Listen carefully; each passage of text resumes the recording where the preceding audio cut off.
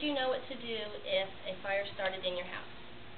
According to the U.S. News and World Report, each year roughly 3,400 people are killed in home fires or by burn injury.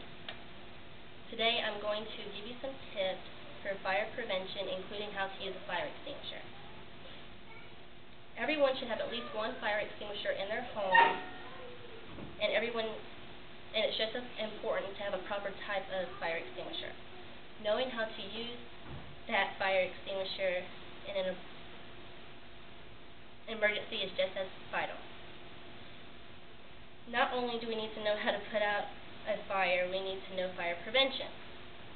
With so many fire extinguishers to choose from, choosing the proper one to use is an important task. There are 5 different categories based on different types of fires. It will show you on the fire extinguisher which type it is right here. There'll be a sticker. And Class A extinguishers are for ordinary combustibles, such as wood, paper, cardboard, and most plastics.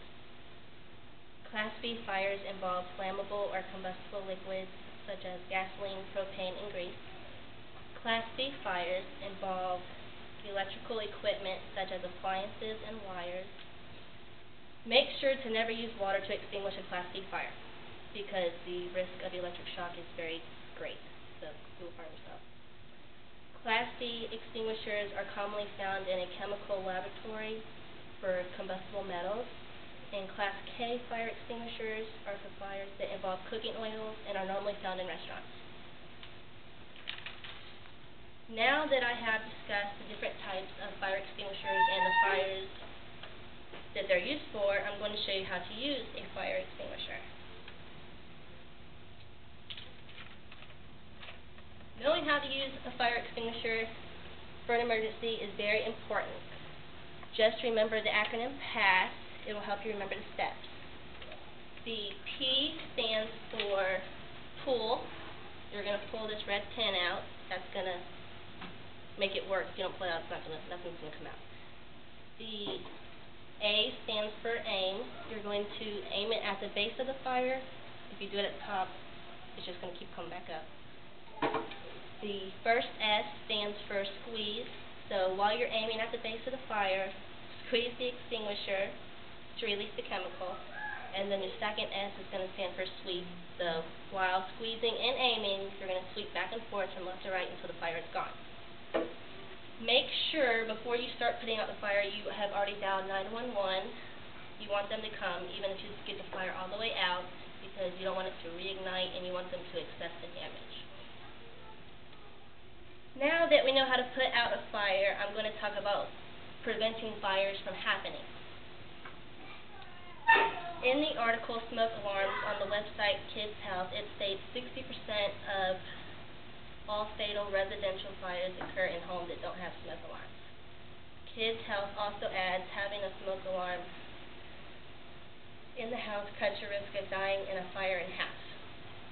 There are many ways that you can prevent fires from happening. The most important is having a smoke alarm. You want that on each level of your house if you have 2 levels, 3 levels, and even better if you have them in every room of your house. If you are a smoker or live with a smoker, it's important to avoid smoking while laying in bed or sleeping, or when you're sleepy or tired. You don't want to accidentally fall asleep while smoking. Space heaters, make sure they're at least 3 feet away from anything that can catch on fire, including the walls, and never leave them on when you're not home. If you have a fireplace in your home, make sure you get a chimney sweeper to inspect it at least once a year. If you have a grease fire while cooking, turn off the eye and smother it with your lid. Another important thing to do for fire prevention is to have a plan. Make sure everybody in your family gets together and knows the plan. Have a meeting space outside of your home where it's safe, and an evacuation route. In conclusion, knowing the basics of fire safety is very vital. You should always have at least one fire extinguisher in the household. Knowing how to use these fire extinguishers is just as important. Preventing fires is the first step you can take in fire safety, educating yourself and taking proper precautions when it comes to fire safety can be life-saving.